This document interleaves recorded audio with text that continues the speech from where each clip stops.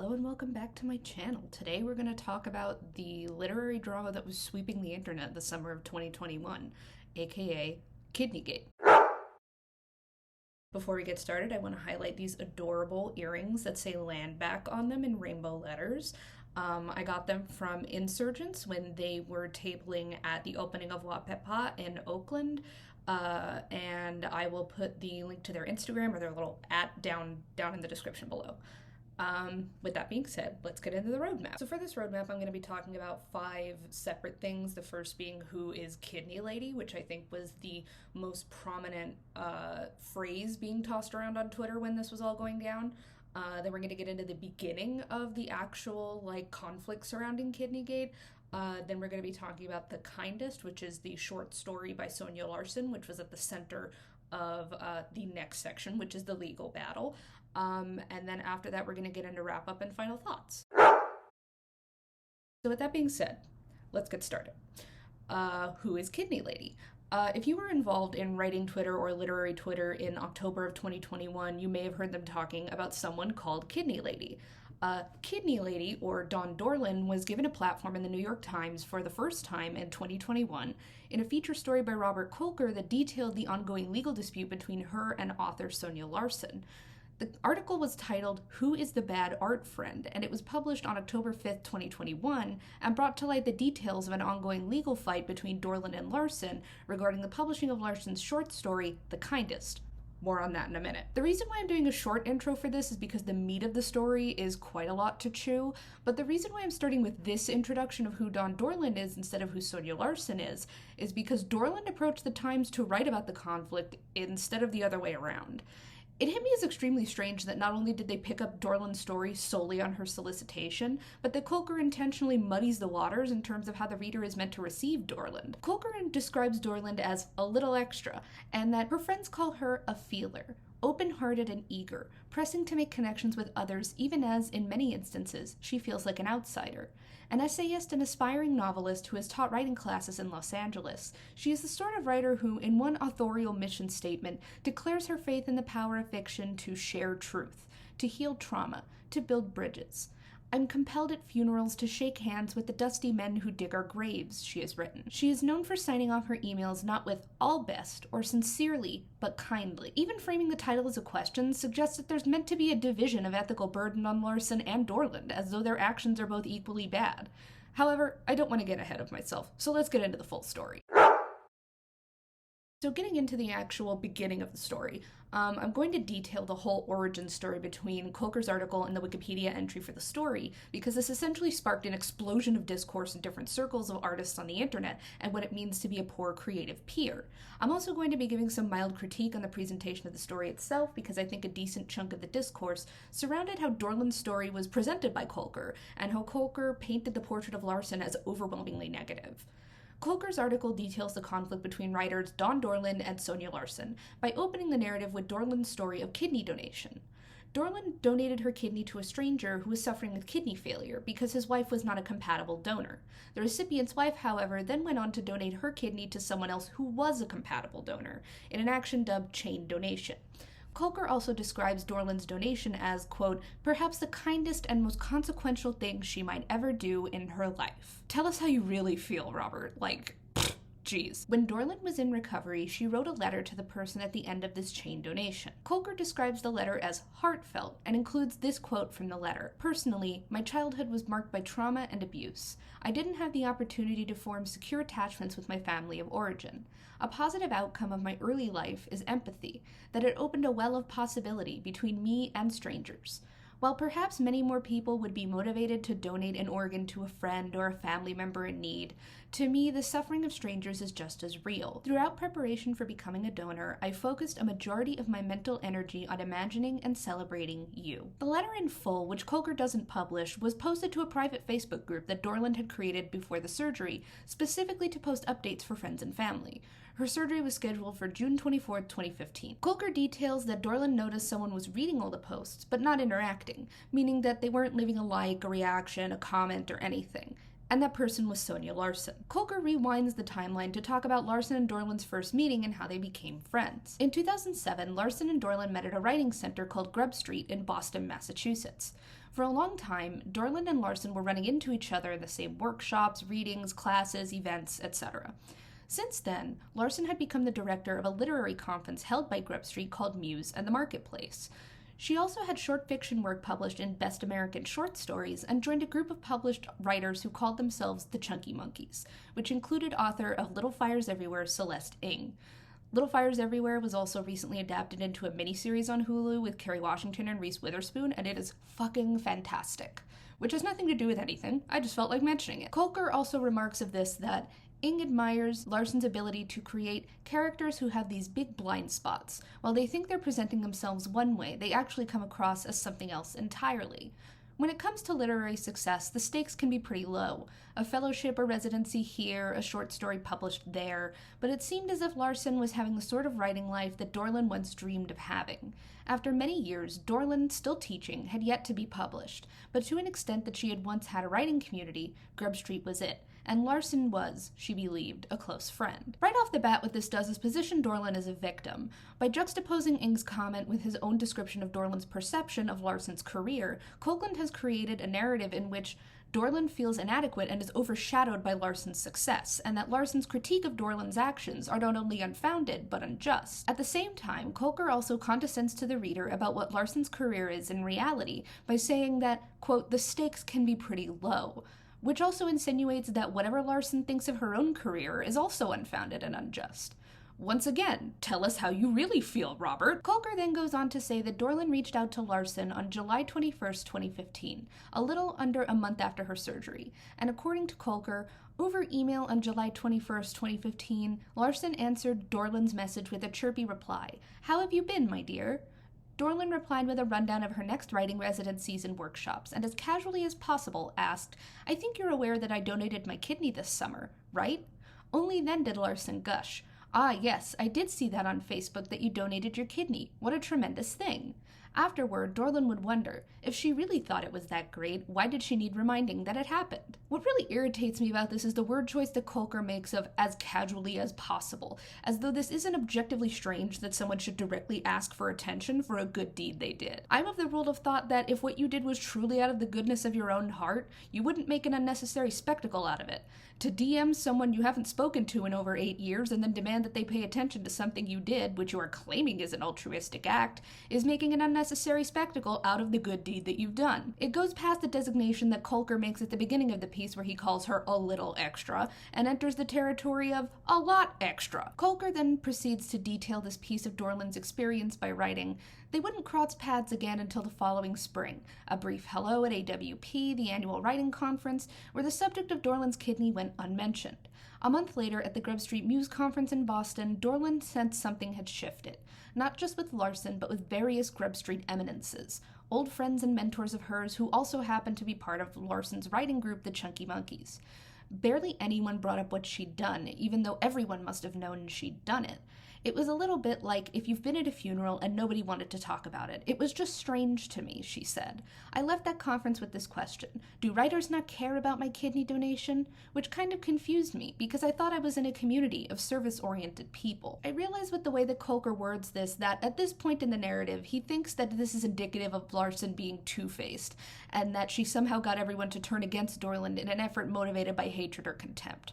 But without the introduction of any real description of how people were treating Dorland at this conference, all it does is make it seem like the only reason Dorland felt neglected is because people were not paying enough attention to her. It also creates the representation of Dorland as some kind of saint, when in her own admission she states, "I thought I was in a community of service-oriented people." Coulter's representation of Dorland with this comment evokes the mental image of those screen caps of entitled people who, upon being told the word no, say, "Fine, I thought you were a nice person, guess I was wrong," or something like that. Kolker details that on June 24th of the next year in 2016, Dorland caught wind of what may have caused what she perceived to be the cold shoulder from her artistic peers.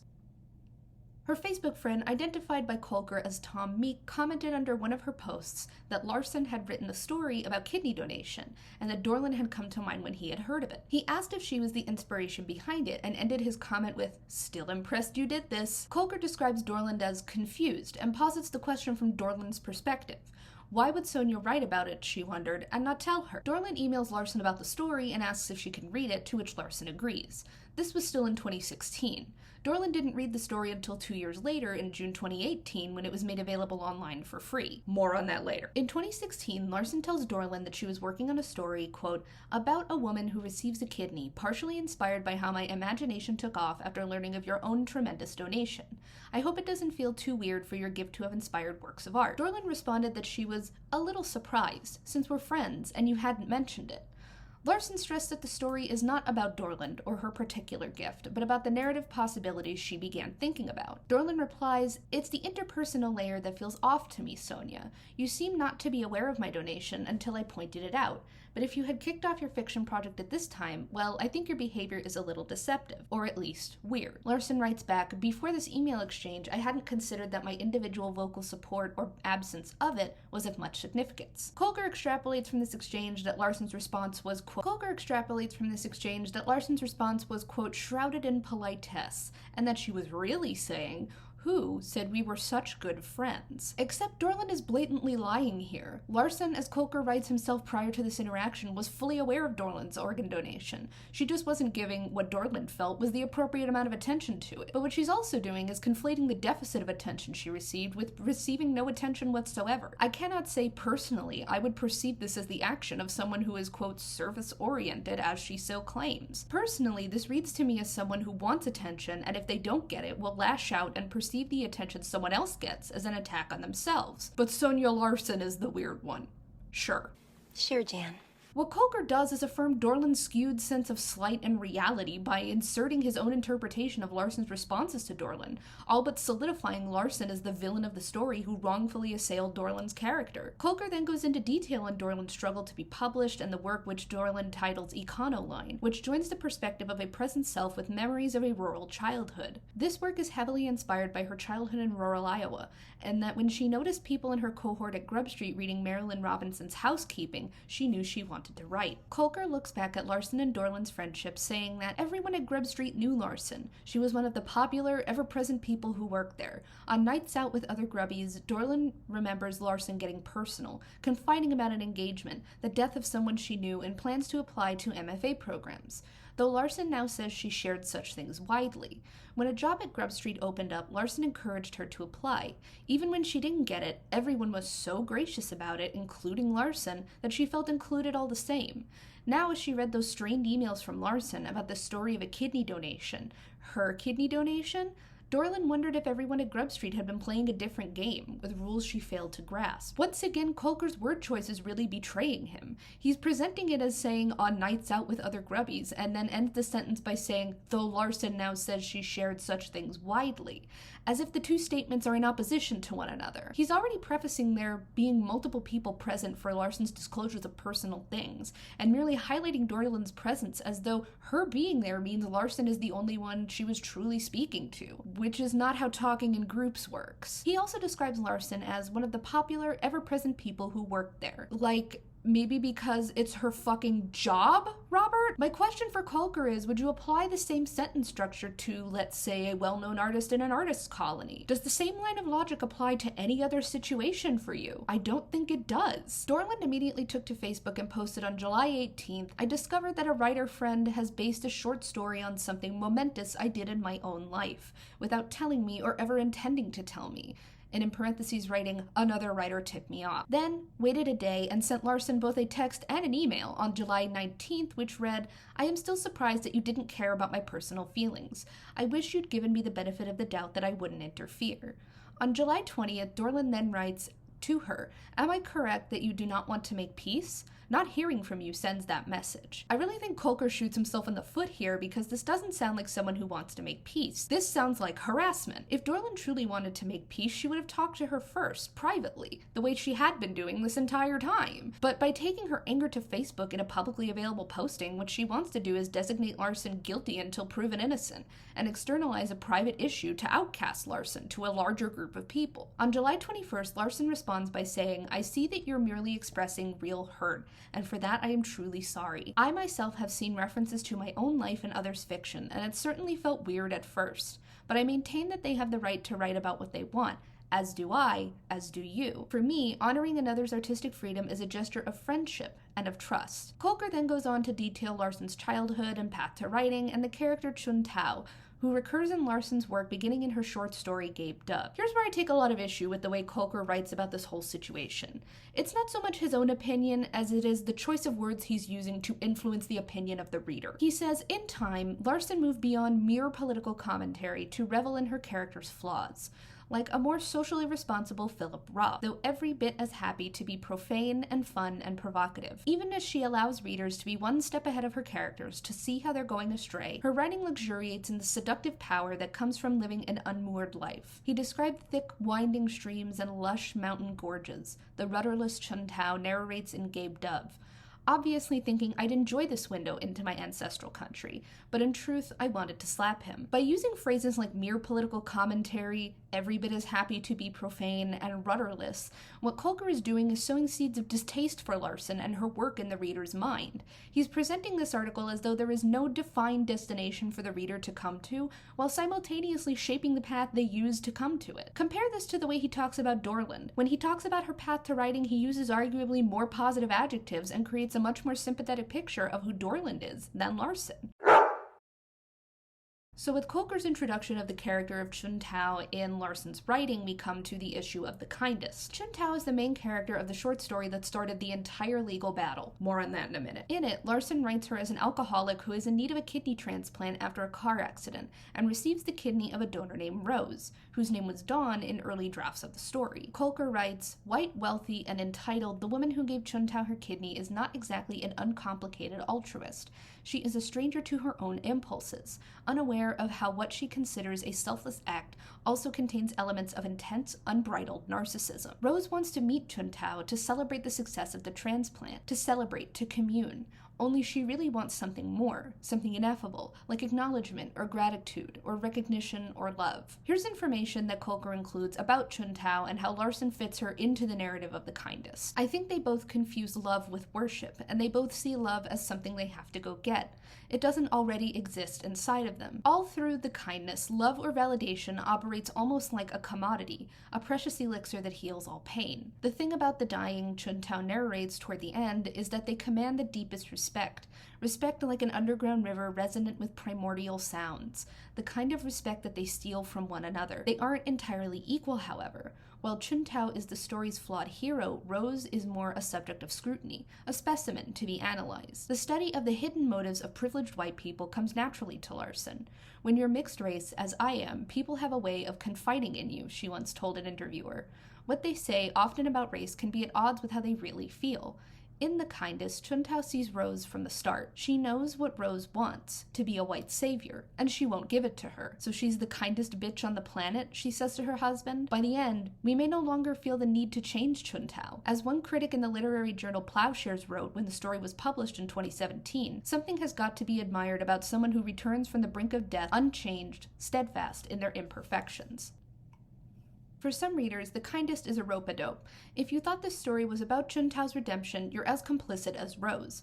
This, of course, was entirely intentional. Just before she wrote The Kindest, Larson helped run a session on race in her graduate program that became strangely contentious. Many of the writers who identified as white were quite literally seeing the racial dynamics of what we were discussing very differently from people of color in the room. It was as if we were simply talking past one another, and it was scary. At the time, she'd been fascinated by the dress, the internet meme with a photo some see as black and blue and others as white and gold. Nothing interests Larson more than a thing that can be seen differently by two people, and she saw now how no subject demonstrates that better than race. She wanted to write a story that was like a Rorschach test, one that might betray the reader's own hidden biases. When reflecting on Chun Tao, Larson often comes back to the character's autonomy, her nerve. She resisted, she told me. Chun Tao refused to become subsumed by Rose's narrative, and I admire that, and I think small acts of refusal like that are things that people of color and writers of color in this country have to do bravely all the time. So in a way, the story is not so much about the act of organ donation or the characters as real people. It is more about the implications of an action and the motivation behind the act of organ donation to begin with, and how these things are further complicated by the white savior complex and how people of color are perceived as potential charity cases experiences for white people, even in situations outside of organ donation. Kolker then details how Dorland saw her kidney donation as an opportunity to heal, and that Larson may as well have written about Dawn's life in exact detail because her kidney donation was, quote, the crystallization of the most important aspects of her personality, from the traumas of her childhood to transcending of those traumas today. Her proudest moment, she told me, hadn't been the surgery itself, but making it past the psychological and other clearances required to qualify as a donor. I didn't do it in order to heal. I did it because I had healed, I thought. So in her own admission, she saw donating her kidney as a means of proving to herself that she had healed from her traumas. Kolker then compounds this by saying that this extremely personal and intimate decision should obviously have been seen as a medal of honor and should be perceived as such. So in a way, Dorland and Kolker are retroactively making this book a one-to-one comparison of Dorland's donation. In the summer of 2016, she and Larson had come to what Kolker describes as a fragile truce, and that Larson had wrote to her on August 16, 2016, I value our relationship and I regret my part in these miscommunications and misunderstandings. When the story was made available for free on Audible by Plimpton, Dorland said she decided not to listen to it because what if I had listened and just got a bad feeling and just felt exploited?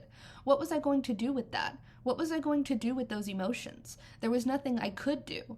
I did what I thought was artistically and emotionally healthy. Also, it's kind of what she had asked me to do. But this was after Kolker writes that she was already paranoid about having the outline of her novel Econoline stolen by another author, which hadn't been published as of the article's publishing, and felt that the guardrails had fallen off the profession. Beyond unhindered free expression, Dorland thought, shouldn't there be some ethics? First of all, I see nothing in the correspondence included in Kolker's article that would suggest Larson asked her not to read the story. Second, Dorland is saying that she didn't read the story to push off a feeling of being slighted or exploited, and then complains to someone that the mere existence of the story makes her feel slighted and exploited anyway. So if she feels slighted either way, then why blame Larson for her not having read the story? However, she then reads the story and finds that Larson has paraphrased her letter to the Orthodox Jewish man who had received a kidney in their donation chain as a letter from Rose to Chuntao. Kolker writes, everything that happened 2 years earlier during their email melee now seemed like gaslighting. Larson had been so insistent that Dorland was being out of line,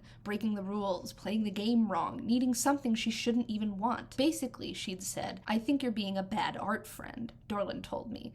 That argument suddenly seemed flimsy. Sure, Larson had a right to self-expression, but with someone else's words? Who was the bad art friend now? Kolker is showing us his hand here by explicitly suggesting Larson is the aforementioned bad art friend, and that she is going so far as to use a documented abuse tactic in order to silence Dorland and make her deny reality. He's reinforcing Dorland's perception of the situation by reusing the game analogy, saying that if there are broken rules, Larson broke them. If there is a game, Larson is playing wrong, and if anyone is out of line, it's Larson. Once again, tell us how you really feel, Robert! After this, the Kindest was the 2018 selection for the One City, One Story program, sponsored by the Boston Book Festival. 30,000 copies were to be distributed as part of the festival, which brings us to our next issue.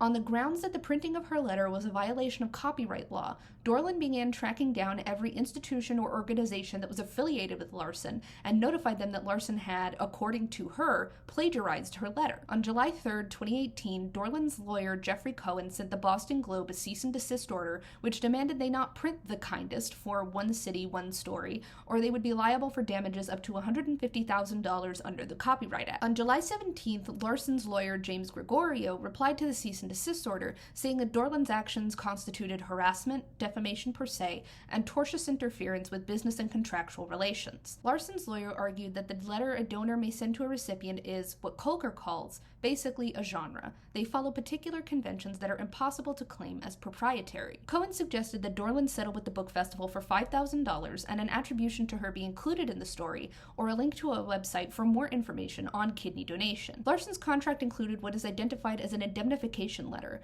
which meant that if Dorland sued the festival, Larson would be left paying the bill. Later that July, Dorland found a segment which Larson recorded of an earlier draft of the story available for sale. She used this to claim that edits Larson made to the donor letter were because she knew she had plagiarized Dorland's letter. Cohen then demanded $10,000 of the festival. In addition to attacking Larson's credibility in writing to her entire resume, she also contacted Grub Street founders Adam Stomacher and Jennifer De Leon and asked, why didn't either of you check in with me when you knew that Sonia's kidney story was characters related to my life. Stomacher responded, I have understood from the start that this is a work of fiction. Kolker describes this as Larson's friends lining up behind her. But unless he can give me definitive proof that there exists a conspiracy within Grub Street as an organization to put out plagiarized work, I don't believe it. Larson made changes to the story, and the festival agreed to publish it because they were satisfied with the changes.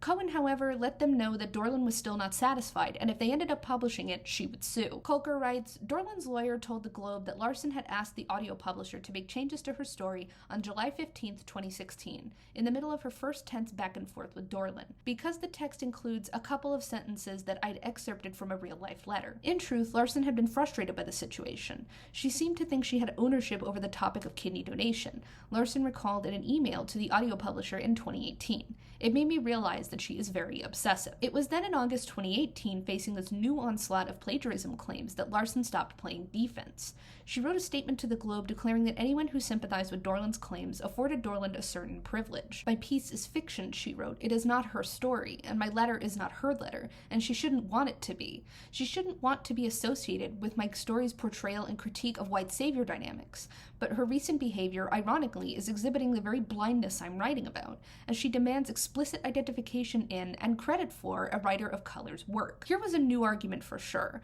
Larson was accusing Dorland of perverting the true meaning of her story, making it all about her and not about race and privilege. Larson's friend Celestine agrees, at least in part, that the conflict seemed racially coded. There's very little emphasis on what this must be like for Sonia, Ng told me, and what it's like for writers of color generally. To write a story and then be told by a white writer, actually, you owe that to me. But Ng says this also wasn't just about race, it was about art and friendship. Ng told me that Larson's entire community believed Dorland needed to be stopped in her tracks, to keep an unreasonable writer from co-opting another writer's work on account of just a few stray sentences, and destroying that writer's reputation in the process. This is not something I am particularly fond of, Ng told me, because she had been harassing my friend and a fellow writer, so we were quite exercised, I will say. On August 13, 2018, Deborah Porter, who was the executive director of the Boston Book Festival at the time, told Larson that One City, One Story, the entire program, was canceled for the year. Jennifer De Leon wrote to Porter and tried to make a personal appeal, to which Porter replied, that story should never have been submitted to us in the first place. This is not about a white savior narrative. It's about us and our sponsor and our board not being sued if we distribute the story. You owe us an apology. Porter then went further and emailed Larson, saying they have grounds to sue her, and kindly ask your friends not to write to us. Dorland felt that this did not go far enough, and on September 6, 2018, her lawyer raised the demands to $15,000, and an additional amount of $180,000 if Larson violated the terms of the settlement, which meant the Kindest could never be published again. Larson's lawyer then responded with alleged defamation, and said, it is a mystery exactly how Dorland was damaged. My client's gross receipts from the Kindest amounted to $425. You heard that right. There was no thousand in that number. It was $425.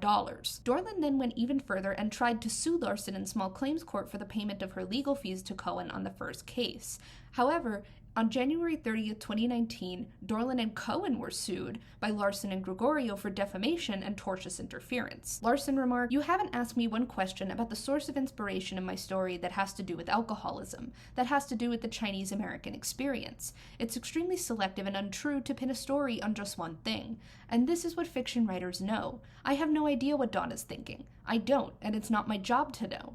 All I can tell you is how it prompted my imagination. We get inspired by language, and we play with that language, and we add to it, and we change it, and we recontextualize it, and we transform it. Of her short story, The Kindest, Larson says, it's like saying that Moby Dick is a book about whales. If I walk past my neighbor and he's planting petunias in the garden, and I think, oh, it would be really interesting to include a character in my story who is planting petunias in the garden, do I have to go inform him because he's my neighbor, especially if I'm trying to figure out what it is that I want to say in the story? I just couldn't disagree more. There are married writer couples who don't let each other read each other's work. I have no obligation to tell anyone what I'm working on. Kolker then posits the question. By arguing what she did is standard practice, Larson is asking a more provocative question. If you find her guilty of infringement, who's next? Is any writer safe? I read Dawn's letter and found it interesting, she told me. I never copied the letter. I was interested in these words and phrases because they reminded me of the language used by white savior figures, and I played with this language in early drafts of my story. Fiction writers do this constantly. This is the same point her friends argue when defending her to me. You take a seed, right? Adam Stomacher said, and then that's the starting point for the story. That's not what the story is about. Kolker then likens The Kindest to Cat Person by Kristen Rapanian, which was also under fire when a woman named Alexis Nowicki claimed it made use of her life story. Author Lauren Groff responded to the outrage by saying, "I have held every human I've ever met upside down by the ankles and shaken every last detail I could steal out of their pockets." Kolker then differentiates the two by saying it's actually not the same. It's different because Larson supposedly used Dorland's letter, which then begs the question, why make the comparison at all if not just to further solidify that you personally do not like Larson and that the audience is meant to take Dorland's side? And Larson even implies this by saying, "It's hard for me to see what the common denominator of all her demands has been, aside from wanting to punish me in some way." All Kolker does here is once again tell us how he really feels by painting Larson as delusional and Dorland as objectively realistic. On April 24, 2020, Dorland filed a counterclaim against Larson for violation of her copyright claim on her letter and intentional infliction of emotional distress.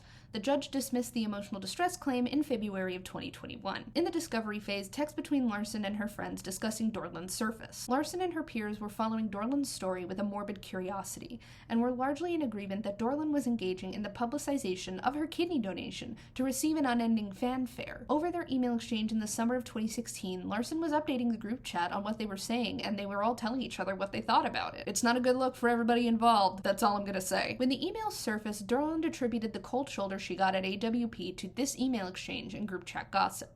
She told Kolker, "I think she wanted me to read her story, and for me and possibly no one else to recognize my letter." Larson responded, "Do I feel some criticism toward the way Dawn was posting about her kidney donation? Yes. But am I writing a takedown of Dawn? No. I don't care about Dawn. I am fortunate to have friends in my life who I've known for 10, 20, over 30 years. I do not and have never considered Dawn one of them." This really makes me wonder if Dorland had not demanded Larson give her flowers for donating a kidney, would any of this be happening? And I really don't think it would be. Larson also flat out says her letter, it wasn't art, it was informational. It doesn't have market value. It's language we glean from menus, from tombstones, from tweets, and Dorland ought to know this. She's taken writing workshops. What really got me going in the midst of all this is that Kolker then makes a comparison between this whole debacle and the act of appropriation art by Andy Warhol. Put some fucking respect on my man's name, Bob! But I also don't think that Kolker's comparison is adequate. He's making his argument on the basis that a personal letter between two private individuals is an art object and requires attribution or legally sufficient transformation in order to be used in someone else's work.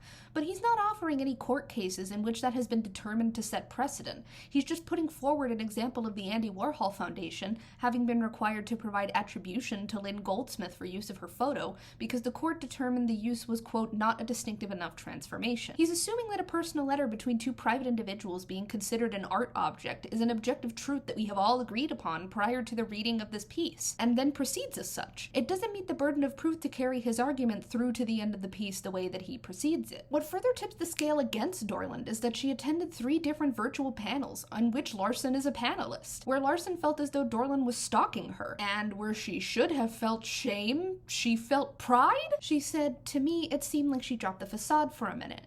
I'm not saying that. I don't want her to feel scared, because I'm not threatening. To me, it seemed like she knew she was full of shit, to put it bluntly, like, in terms of our dispute, that she was going to be found out."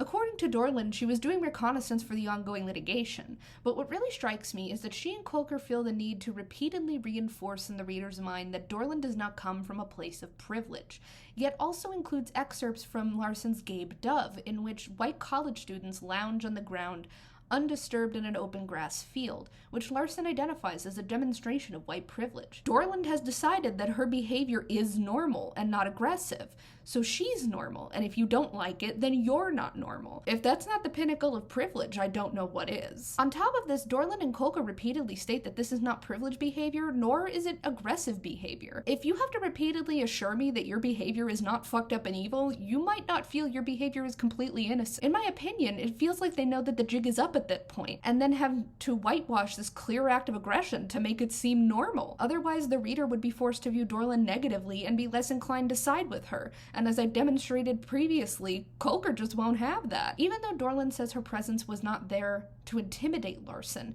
she clearly feels proud of having done that and making her feel fear in a place where others can see it. Pull up your pants before you show me your ass, Dawn. That's fucking embarrassing. Fucking embarrassing! Kolker then ends the piece with Dorland's written correspondence to him after the interview. I think it saves me from villainizing Sonia. I proceed in this experience as an artist and not as an adversary, learning and absorbing everything, making use of it eventually. So you're gonna do exactly what you ruined Sonia's career for doing, but it's okay because you're doing it, and it's not being done to you. Do I have that right, Dawn? Because that's how you make it sound. Based on the fact that there's absolutely no elaboration after that, I think I do. After the interview was published, Kolker says he was concerned that people were identifying emotionally with one side and getting mad. I feel a lot of the debate that continues to swirl across Twitter risks flattening that piece into a tale of good guys and bad guys. And here is where I call bullshit. If you look at the way that Kolker describes Dorland and Larson, it is incredibly clear that he, in some way, sees Dorland as the good guy and Larson as the bad guy.